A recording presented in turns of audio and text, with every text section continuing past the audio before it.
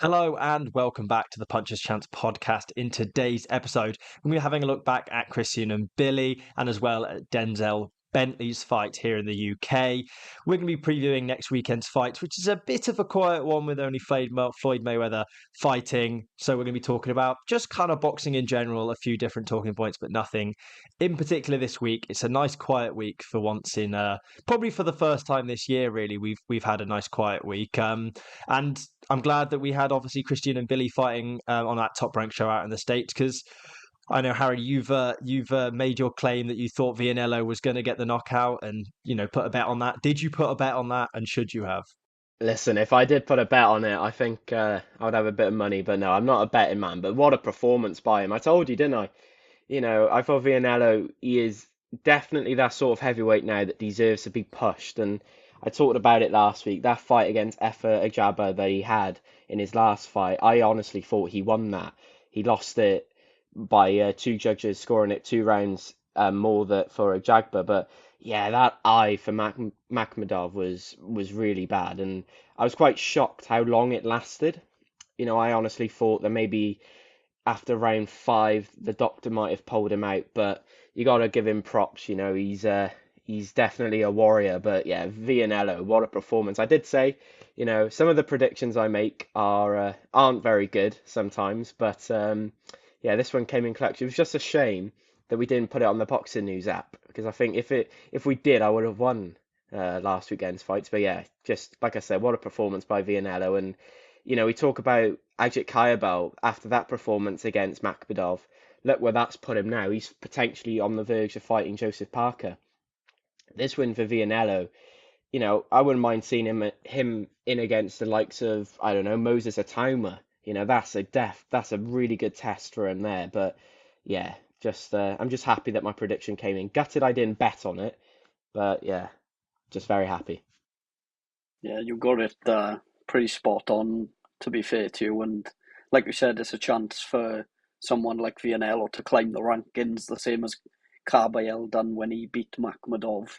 But it also shows how quickly in the sport someone can drop, with Makhmudov being 2 fights ago someone that was quite, in terms of heavyweights, was looked at as a possible danger man for a few of the top guys, and now he's got 2 defeats on the bounce, nasty eye injury, and yeah, his career's taken a bit of a slump. So it's a rebuild for him now, whereas others have overtaken him. I think for me, obviously, the thing we've always said about Makhmudov, we said it before the Kabayel fight, he's the scariest looking man in boxing. And with that eye now as big and as sort of swollen as it is, I can't tell if he's gotten more or less scary because of that. But it takes a certain, I think, amount of pride to get in there with him and a certain amount of confidence because of that. But ultimately, I don't know how good a boxer he actually is. Vianello was able to catch him on his way in, and was also able to sort of set up that overhand right, which obviously eventually swelled the eye, and then made that shot even easier to land for him because Makhmudov quite literally couldn't see it coming.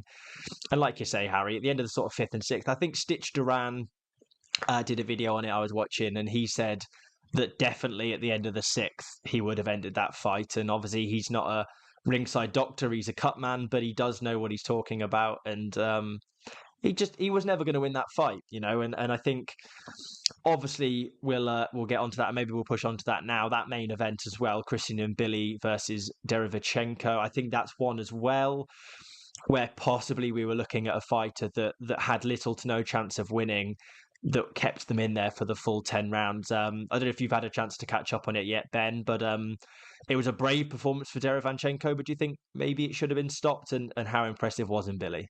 Yeah, we talked about it a lot last week. I thought, and Billy's quite a fast starter. He stuck it on him from the first bell, really, and got off to a flyer. He caught him with a couple of big shots. I think he rocked him in the second round, and there was a couple of other times where he caught him and could have possibly ended the fight. But as we said last week, Derevyanchenko's never been stopped in his career, even with the 5 losses he had against some of the best fighters in the division at middleweight and super middleweight. So it was never going to be an easy task to get him out of there. Both of them, I think, ended up with injuries as well in the end, which probably slowed the fight and the pace down slightly towards the end. But it's a very good win again for Mbilli, and I think that moves him, is it 28 or 29-0 now? And it's surely got to be a point where you stick him in a world title fight. I don't know in terms of which champion, or I think more than likely the outcome would be for him to go and fight for the vacant IBF belt, just recently vacated by Canelo. So I think that could be his step towards a world title. But yeah, he's just very impressive. I really like him as a fighter. But yeah, it'd be nice to see him push on now towards those world title fights. Yeah, he deserves those world title fights, but I think there's a lot of question marks on his performance on Saturday night because a lot of people are saying if Sergey had two arms, then it could have been a different story. You know, he had him hurt a couple of times in Billy, and I think you need to shout out Sergey because he must be the best 15-6 fighter ever. His only convincingly loss he's had on his record is probably against Jamal Charlo, but yeah, if he had two arms, I think it could have been a different story because I thought Sergey was growing in that fight, and yeah, it could have been different. But I think Mbilli was exposed as good. But I just hope this isn't the last we see of Sergey. I think he's done a lot for the sport, and if he did retire after Saturday night's performance, I think I wouldn't be disappointed. But yeah, like you say, in Billy now, his aim should be either that belt that Canelo should vacate, or he should be looking at maybe Hamid Munguia. That could be a great fight. That Saudi Arabia is now involved in America over there. That could be a great fight in the middleweight division. Yeah, I don't know. I think you're being a little bit harsh on Billy, actually. Obviously, I know Derevyanchenko did, obviously only have one arm for a part of that fight. But I actually think that weirdly, when that arm went, he looked better from that point onwards. I think he was pretty comfortable in Billy in those first three rounds. He was hurt him in the second quite considerably at the end of the round. He was working well upstairs, downstairs, and he does this really great thing because he's obviously such a powerful fighter and he's got such a big shot on him that you almost imagine him not throwing many punches, but it's actually quite the opposite. He's really, really active, sort of switching up combinations from the body to the head, to the body to the head when there's no big shot to be found. And then by doing that, he's then able to earn himself big shots because they're occupied by the other things coming up. So style wise, I was really impressed with him. And if you look at that fight, probably rounds 8 to 10 certainly were Sergey holding on for dear life. And if you look at the championship rounds going through 11 and 12, it really looks like nobody could take that kind of beating. When you've got the toughest man on boxing holding for 8, as in if it had gone to 12 rounds in a different fight, I'm saying that no other fighter, I don't think, could take that amount of punishment for 12 rounds um, and stay on their feet in the way that Derevyanchenko was able to even for 10 rounds. So I think it was an impressive performance. The only time I think Derevyanchenko really made him look hurt was with a shot to the knee, which was really weird. There was a lot of really low blows in that fight. There was a lot on the belt line, and the one that made Mbilli wobble was actually a punch to the knee, which is it's a new one I've seen. It's an interesting tactic that works quite well for him. But yeah, it's interesting that you were critical of his performance because I actually came off of it thinking, okay, this guy's 27-0, but how good is he? I haven't watched a huge amount of him other than these sort of flash knockouts, of which there are a few unbelievable ones. But yeah, I thought he was quite impressive. Speaking of flash knockouts, as I say it, Denzel Bentley, wow. What a shot that was to finish the fight in the second round. I thought Osaze started really well. I thought Osaze made it difficult for Bentley. And then all of a sudden, he is flat on his face, showing no signs of moving anytime soon. Harry, what did you make of that one? Actually, like you say, I thought Azazi started the fight really well, won the first round in my opinion, and then a bit like Randy Orton, a knockout out of nowhere. Just wow, what a knockout. And I think it just shows that Denzel Bentley, even though he lost to Nathan Heaney, he isn't at this level of fighting the likes of Dennis Azazi, Danny Diggum.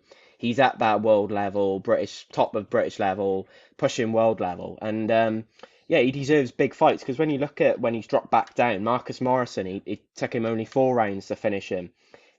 Kieran Smith, 1 round. Danny Dingham, 2 rounds. And obviously then on Saturday night, he just needed that, what was it, 3.5 minutes and bang, good night. Everyone gets to go home half an hour early. And yeah, it's a great performance. I wouldn't mind seeing that rematch with Nathan Heaney.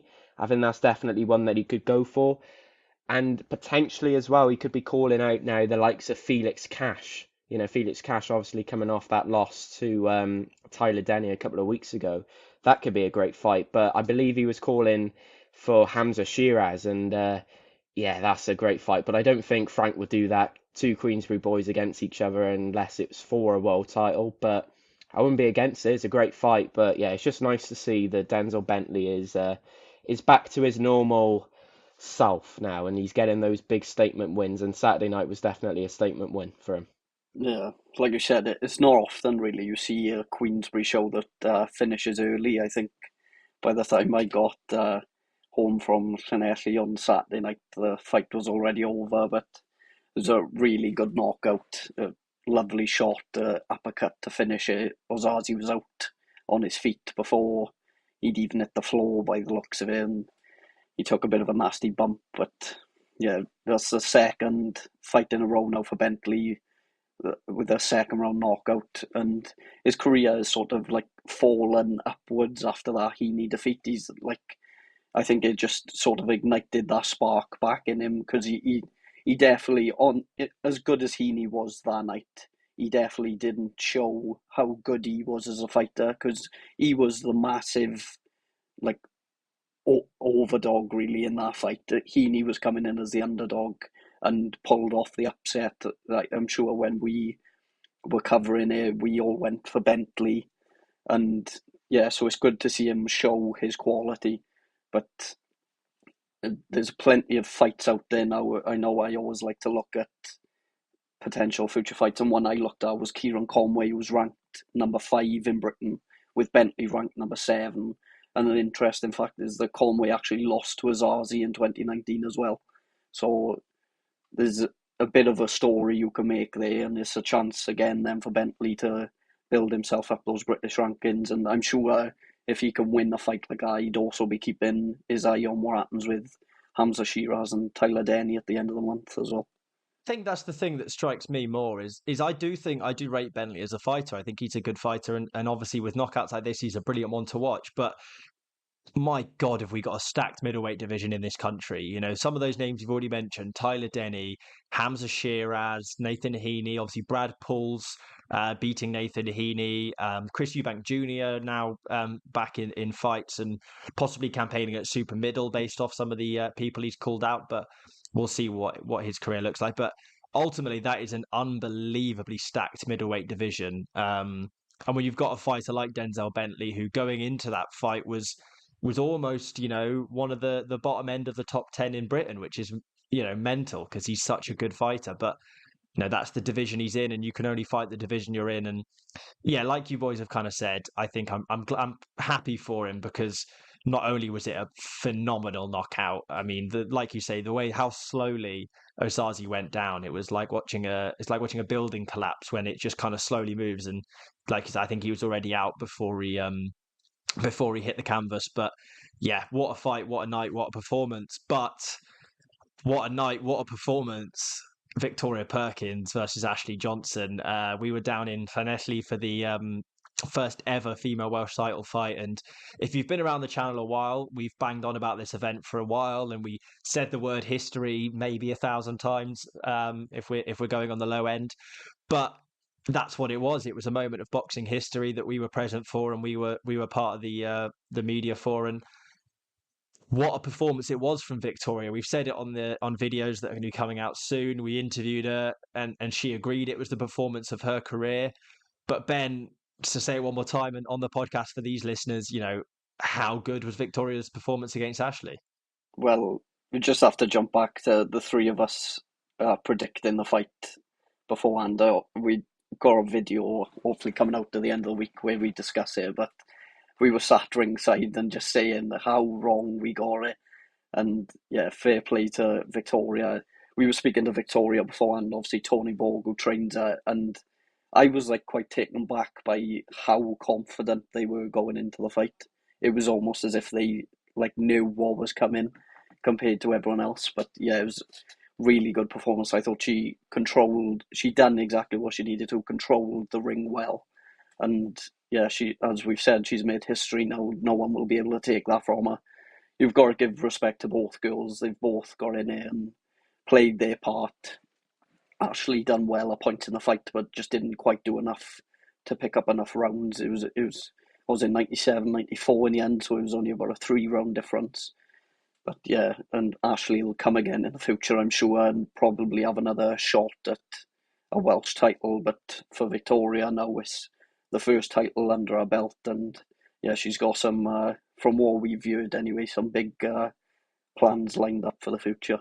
Yeah, like Sam was saying just a minute ago, and you, history. I think if we had a pound for every time we were saying history over the last couple of months, we would be millionaires. But yeah, just what a performance by Victoria Perkins. It was definitely, when I was running the fight through my head, I was thinking, all she had to do was keep her at range and keep her at distance and uppercut and all that when she came in. And listen, Tony Ball, like you said, he was very confident. And when you see a coach like that, and he was talking to us afterwards as well, he said that he said to Victoria, if you want to win this fight, you have to start turning up more and putting in the hours. And it looks like she has. And yeah, she's made history. No one can take that away from her now. They can take the belt away from her, but they cannot take away the fact that she's the first ever female Welsh champion. And that's something to be proud of. And, Ashley did her part in a great fight. These Welsh title fights, I'm not being funny. Jake Tinkler and Angelo Dragoni 2 months ago was an absolute war. Ethan George made a massive statement. Going back like a year or two ago, Conor McIntosh, Rashid Omar put on an absolute clinic and showed how much the Welsh title fights mean. We've got another one coming up, Jake Tinkler and Joe Morgan, September 28th. It's just great to see. And this historic moment that we saw on Saturday night, we had a woman from Sheffield from She Boxing News, shout out to her because Dan Francis and Richie Garner have now put Welsh boxing back on the map.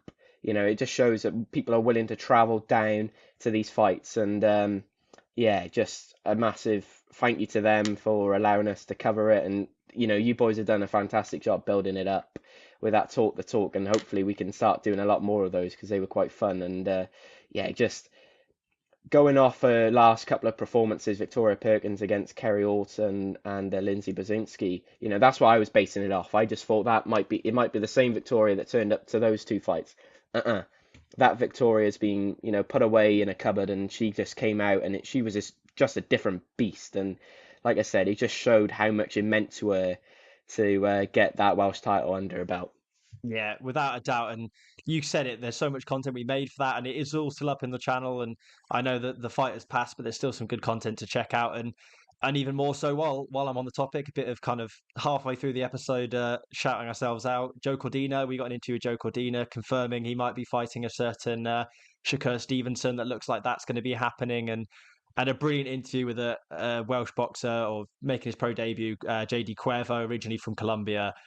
Brilliant guy, funny guy, and managed by Joe as well. So if you haven't already, check out those. I'll try and remember to put them in the what you call them in the video, so you guys can check them out without having to. But wait till you finish this episode before you jump over. I don't want everyone clicking off now. I know Cordina's 2-time world champion, but this is we've got important things to say as well. So listen to us first. Sorry for listening, Joe. The general boxing world, what we're talking about, and it kind of. What we were talking about, what we were thinking about talking about today, kind of all ties in together in a weird way. It's about the lack of need for influencer and exhibition boxing, obviously with Misfits and Floyd Mayweather's fights coming up, and maybe why that is, and what the reason for that is, and why we don't care about that anymore. And Harry, you were a similar age to me when influencer boxing was coming up, and we were kind of that generation where that was a big thing for us. And I think we've both admitted that it's something that's fallen away from us a little bit. Why do you think that is? Why do you think it is that we're not really too bothered about, Danny Aaron's fighting Danny Simpson or whoever it is? Well, I just think it's turning too professional for my liking, if you get what I mean. Like, they're content creators, all right. they're going into boxing, but they need to keep on uploading YouTube videos. And that's why I liked back in the day, KSI Logan Paul #1 in Manchester. The pair were doing diss tracks. I can't remember how old I was. I think I was either 12 or 13. And, just watching that just got you excited. And you can understand, some boxing fans, I go like that, boxing fans, they watch the Misfits and the exhibition fights and they think that's boxing. It's not. And I think the reason why I'm falling out of love with it is because of what Saudi Arabia's been doing with boxing. We're finally getting our dream fights that we want to see. And, that Danny Aaron's Danny Simpson fight, as much as I want to say I'm looking forward to it, yeah, it's not the same as a KSI versus Anthony Taylor sort of fight. But, I say I'm not a fan of it. I'll sit down and watch it because it's boxing at the end of the day. I'll watch any sort of boxing. But yeah, something needs to change for me to make it more interesting, a bit more less professional would be my sort of take on it. Yeah, but I think I was slightly older when the whole influencer boxing thing kicked off. But yeah, I think it was just I feel like it had its growth at the time because the sort of professional boxing scene was really stagnant. We were sort of, I think it was the period where Joshua had just lost in New York, and the fights that the fans wanted to see just weren't really happening. I think that's what the sort of influencer boxing sort of captured the imagination of people, where they were putting on a fight or big fights that people were actually interested in, with the likes of KSI and Jake Paul. Like, they were two massive names, and it did garner the interest of people wanting to see what happened, where you weren't getting that in the professional ranks. So, but now we've sort of, especially over the last sort of 18 months, with everything going on in Saudi Arabia, the like boxing and professional boxing especially has just boomed to the point where we used to talk about we'd have like a couple of big fights a year. Now we're getting a couple of big fights a month. Like, I can't remember the last month where we didn't have a big world title fight, and we've got another two or three lined up now in September. So I think it's just the fact that you've got so much to choose from now that maybe these influencer boxing fights just aren't causing as much of a sort of reaction. There's still definitely a place for them, because you're gonna have the likes of obviously Floyd Mayweather that we'll move on to, that is fighting this weekend, is still a massive name in the sport, and then you've still got the Jake Paul and Tyson, Mike Tyson even fight lined up at the end of the year, which, as much as people don't want to see it, you're still going to sit down and watch it because you'll be interested to see what happens, and there's still that thought process of what if Mike Tyson can pull off that one punch. Like, obviously we know Jake Paul realistically should be winning, but it's still that what if question, that if he can land that big punch that we know Mike Tyson of old would do, then it just causes carnage, and you sat there watching it then, and like, it's. I think that fight could end up being, as stupid as it sounds, probably the most watched fight of the year if it goes ahead, because it's gonna be on Netflix, and it's like, yeah, it's crazy, but I think there's still a place for these influencer fights. But yeah, like with the pro ranks the way they are at the moment, and how big boxing is becoming, then yeah, I think it's just taken a bit of a back seat. Yeah, I mean, all the points you guys have said are absolutely bang on, and that is sort of why I think, and not just that, I think boxing fans cannot say that influencer boxing hasn't had a massive positive impact on professional boxing at a time where, like you say, the fights were stale, the fights were stagnant. The only real sort of big fight we were seeing was Tyson Fury versus Deontay Wilder, 1, 2, and 3.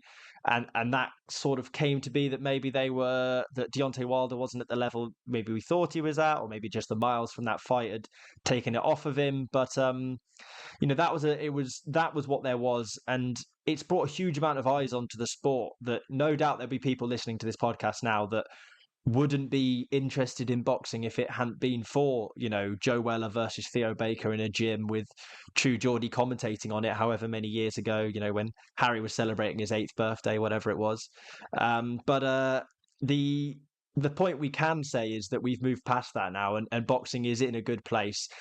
Not just at the very top. You talk about obviously the huge world title fights that Turkey and, Eddie and Frank are putting on. Unbelievable. But you look at them below that, the Queensberry show this weekend was unbelievable. Fabio Wardley, Fraser Clark was an unbelievable fight. Dalton Smith got a big fight up in Sheffield on a brilliant matchroom card.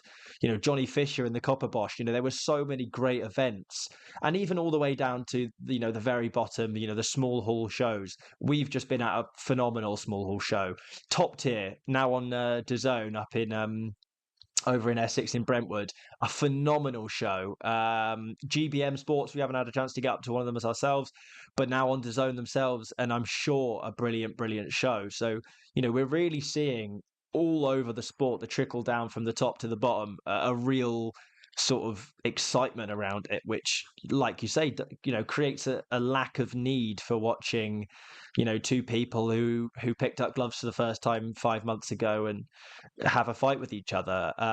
So I suppose more than anything, I implore anyone that is listening to this, if they've, they thought, oh, I did get tickets for Wembley, oh, I didn't get, tickets for this, that, or the other, or maybe there's no good fights coming up. Have a look in your local area, because there's some small hall boxing shows. I'm not talking, student fight nights or, white collar, bare knuckle, any of this. Not for me personally. I know some people do like that. Proper small hall boxing, proper, the grassroots of boxing, where some of the world champions and love came through, and some of the future world champions that will come up will also come through that route. And without a doubt, there's nothing better than you can do than to support those guys. So do that. Now, in the name of that and the complete contrast, obviously we've got a podcast to run and we've got views to get in. Floyd Money Mayweather, he's a big name. He's putting on an exhibition fight, and boy, am I excited to preview this one, guys. Harry, what are you making of that one? Well, I think you're saying it sarcastically there. I think it's the same sort of thing that it's good to see Floyd Mayweather still fighting. For someone that got him at the end, sort of at the end of his career when I got into boxing, like that McGregor fight. I thought it was the biggest thing ever, and obviously then that Pacquiao fight, you go back and watch Ricky Hatton's fight against him and you're like, yeah, this guy was good. And, he's doing these exhibitions because he can, and people still want to watch Floyd Mayweather. And that's the best thing about him. He's willing to go. I think he went to Japan at the back end of last year or at the start of this year. He's in Mexico this weekend.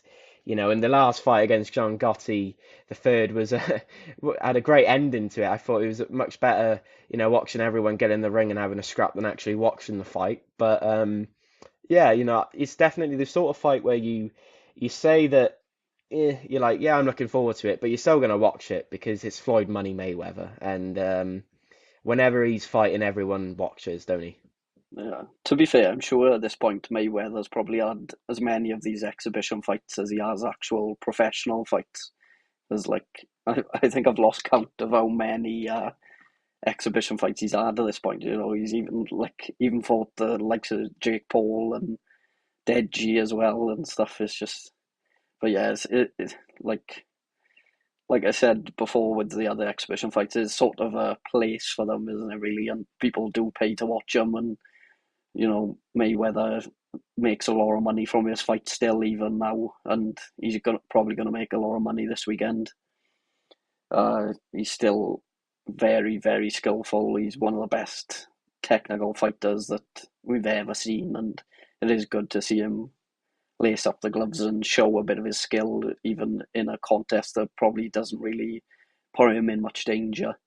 I know it was the last time he faced Gotti, it was a bit of a hectic ending, so it'll be interesting to see how it plays out this weekend, whether they'll even get to the end of the fight or if more carnage will happen. But yes, to be honest, for me personally, I'm not overly bothered with it, but I'm looking forward to getting into the back end of September now, once Inoue is fighting on the 3rd, and obviously the Wembley card, that's more my focus. But yes, I suppose it's always good to see Mayweather now and again.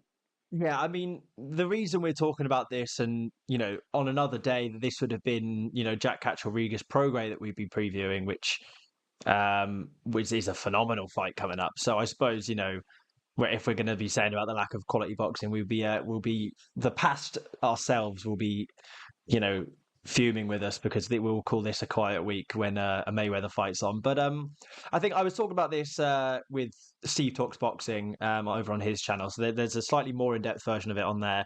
But what I had and what I kind of realized when he was asking me the questions, he asked me about that McGregor fight, and I almost forgot that was the fight that took him to 50-0. And actually, that leaves a bit of a sort of sour taste in my mouth, to be honest. I think it's a shame that after 49 phenomenal fights, and he was like, "Oh, I'm going to retire on 50-0," that it was an MMA fighter that got that 50. And that being said, McGregor gave him quite a competitive fight for a certain amount of rounds, and it was an interesting fight and a huge fight commercially at the time. I mean, phenomenally big fight.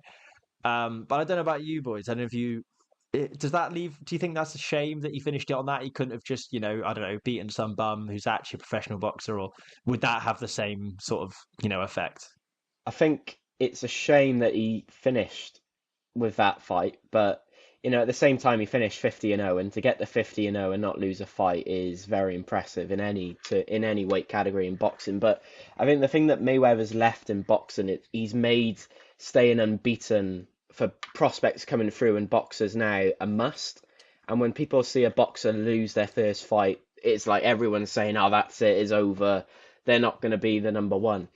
What we're seeing now with what Saudi Arabia is doing, we're getting the best fights, and even if you do lose, you can come back. It's fine to lose when you're up against the top level opposition. And yeah, that Mayweather finishing against McGregor, it's fine. I thought it was a great fight. I thought McGregor showed a decent IQ of boxing, and yeah, it just for me, Mayweather finishing on 50-0 has put a dent in some fighters coming through. Oh, I want to stay unbeaten as a heavyweight. Tyson Fury was saying it, and look what happened with him. Usyk is unbeaten, but he's getting that rematch with Fury. But yeah, I think he's an argument there that Mayweather, even though he's 49-0 if you discount that sort of exhibition professional fight against McGregor. But yeah, he's definitely up there with one of the pound for pound greats of all time, in my opinion. Yeah, that 50-0 fight against Conor McGregor, I feel it does hold some weight to it because maybe McGregor obviously wasn't as skilled as Mayweather in a boxing ring, but it was the name that carried the fight. And I think if you remember back to the build up of that fight, it was absolutely crazy, the worldwide sort of press conferences they were doing, and it was absolutely carnage between the two of them. It was great to watch, and like massive build up for him, massive pay-per-view buys, and obviously McGregor just coming off like all he had done in the UFC. His name was massive, and he's a great sort of trash talker, so he was always gonna do well at building a fight up. So yeah, I can understand why that 50-0 fight was chosen for that one. And in terms of, like you said, I'm glad that that sort of Mayweather effect in boxing, where you've got to protect that unbeaten record, is slowly starting to disappear from the sport, and people are realizing that once you are beaten, it doesn't mean it's the end, and you can still come back and still have big fights and still go on to achieve great things. Like every great fighter could have an off night and get beaten by another great fighter. There's no shame in it really. Like we've seen a few months ago with Fury and Usyk, like they were two top level fighters, like you could argue the two best in the sport in the world, and there was no shame on either of them for losing that fight. So that's one good thing I think, is sort of losing that fear of losing. Yeah, like you say, that losing the fear of your winning record. I think that Alois was fighting on the weekend. Alois Jr. He lost his first ever professional fight. In the York Hall, and he went back on Saturday night. And for me, it was great matchmaking there. I think his name was Barida or something. And it was great matchmaking there because he got tested properly in that fight. And it just shows, even though you get a loss, well, he lost in his pro debut, even though you do have that, it's fine because you can come back. And as long as you keep, it doesn't matter now when you have that Michael Buffer announcement, he undefeated, undisputed, all that. You're fighting for the same thing the guy opposite you is fighting for. And going back to that McGregor and Mayweather fight, I just thought of this. They kick-started something back then that has come on a bit now. UFC against boxing. We've had it with Ngannou and Fury, Ngannou, AJ, and with Jake, even with Jake Paul, as much as we love talking about Jake Paul on this channel, Jake Paul has probably taken tips from Mayweather's book and is doing something that even Mayweather couldn't do, and he's fighting people like Anderson Silva, Ben Askren, Nate Diaz. He's fighting the likes of them because he can.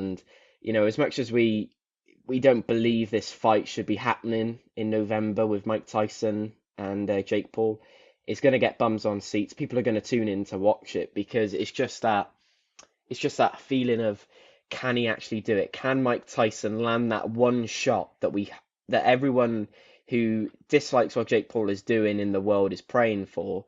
For me, what Jake Paul has done for boxing, a bit like what Mayweather's doing now, he's keeping, the old fans in, the younger generation is coming through now and they're watching Mayweather. They're doing it with Jake Paul. Jake Paul is showing the younger generation that used to watch him in the Team 10 house that boxing is a good pathway in life to discipline yourself. And yeah, listen, Floyd Mayweather, he's going to keep on doing these exhibitions because he can, and we're going to keep on watching it because he's Floyd Money Mayweather. And without him doing exhibitions, then I think he won't be a commentator, and we probably won't see him again. What are you doing saying nice things about Jake Paul, Harry? That doesn't get views. What's this all about?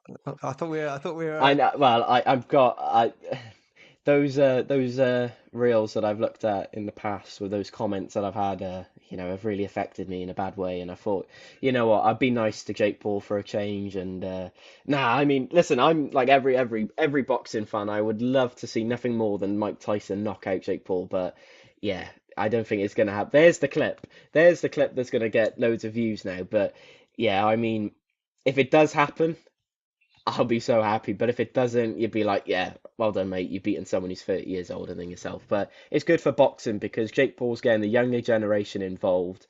And it's, instead of having an Asian support group in boxing, we're having youngsters coming through now that can watch it. And yeah, that November 15th is going to be a special night because we've also got potentially Fight of the Year on there with Katie Taylor and Amanda Serrano. That's going to be an absolute wall. Good luck predicting that one after the first fight at Madison Square Gardens. But yeah, as much as I hope Mike Tyson can win by knockout, I think Jake Paul will show something that we haven't seen yet and potentially knock out a lot of our heroes. My hero in boxing is Mike Tyson. Yeah, I think we are going to see that, and you mentioned that as a special night of boxing, and it will be in its own right. But in the absence of the boxing, well, not the absence of the Boxing News app, it still exists, but there's no fights to predict on there this weekend. What I thought we could do instead is name the one night of boxing that we are most looking forward to between now and the end of the year. I'm going to take no sitting on the fence. If one of you names more than one event or more than one fight, you're getting sacked from the podcast. You're never coming back on. I'm looking at you there, Harry. So let's start with you, Ben. One event between now and the end of the year that you're most looking forward to. I just want to say before I say my event that I won the predictions for last week, so we'll fair enough. end the predictions on a. It was close, to be fair. It was only on the rounds, but a win's a win. He didn't win clean. He didn't win clean. You got to take a ugly win sometimes, but I'm back on track now, anyway. But yeah, I think the event I'd most be looking forward to, considering all the massive fights we've got lined up towards the back end of this year, I think for the first 5 months of this year on the podcast, there was one fight we were talking about, and that was the undisputed fight between Tyson Fury and Alexander Usyk. And I think with so much going on at the minute, you sort of forget the fact that them two are going to be fighting again by the looks of it in December. So a few days out from Christmas, another fight between them two, with the possibility of Usyk keeping his throne as the top heavyweight, or Tyson Fury with another sensational comeback and putting himself back on top. I am very much looking forward to that rematch between them two. Yeah, I think I'm going to stick on the Riyadh season sort of events, but come a bit closer and we don't have to wait so long, and it's October 12th, ain't it? Dmitry Bivol against Artur Beterbiev. Just, you don't have to talk about the fight. You know it's going to be fireworks. You know it's a proper 50-50 fight in an undisputed clash, and it's just, we should have seen it already. June the 1st, we should have seen it. Obviously, Beterbiev getting that injury. How much is that going to affect him going into that rematch? But I think the one thing that gets me excited for that is the undercard as well. You know, Joe Cordina and Shakur Stevenson is rumoured to be on it. You know, that fabulous fight between Fabio Wardley and Fraser Clark, that rematch. Potentially, we got another fight of the year contender there after their first fight was definitely up there in that top 10 fights of the year. And, you know, Joseph Parker against Ajit Kaibayel could be on there. And, you know, it's great to see. And, you know, I'm not going to say any other fight nights, but there's also ones closer to now that we can look forward to, you know. And it's small horse as well. You know, the GBM show up in Sheffield the night before Dalton Smith. That's a great card of boxing. If you love your boxing, you definitely love that card. And then top tier, the beginning of September, Lloyd Jermaine, Wales' own. That's a great fight there. And yeah, but October 12th is definitely one of those fights that, you know, Ben's in the Christmas mood, I'll be in the Halloween mood. And, you know, I'm looking forward to that Beterbiev-Bivol fight. Well done Well, to only sticking to one event, Harry. Yeah, I was going to say, I'll let you off on Yeah, that I know. one. It was hard. I tried my just best. I tried my about. best. It's my, I'm as Dan would say, Sorry. Eddie Hearn. Yeah, can't say only one. I think for me, weirdly, and I checked my phone while you were speaking, not because I'm rude and I don't care what you have to say. You know, I do care what you say.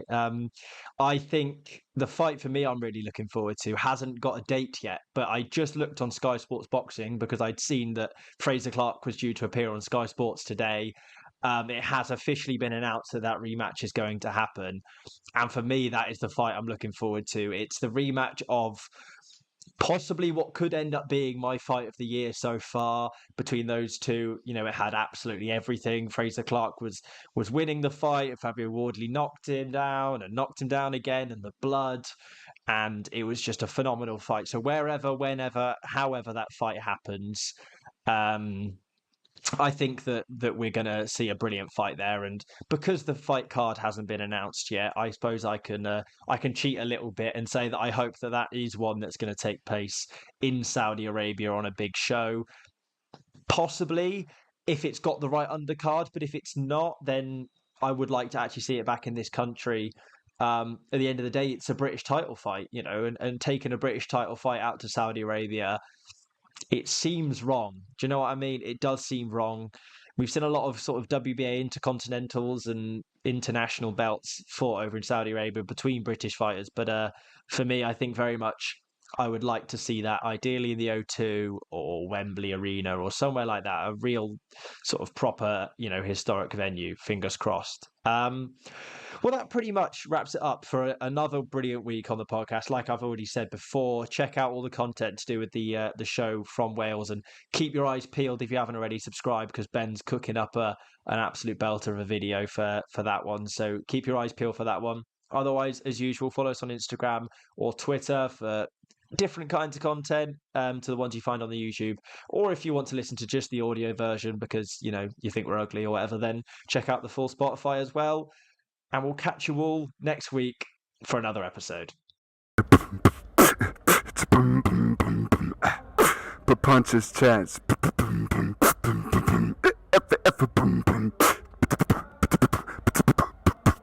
Punches Chance Podcast.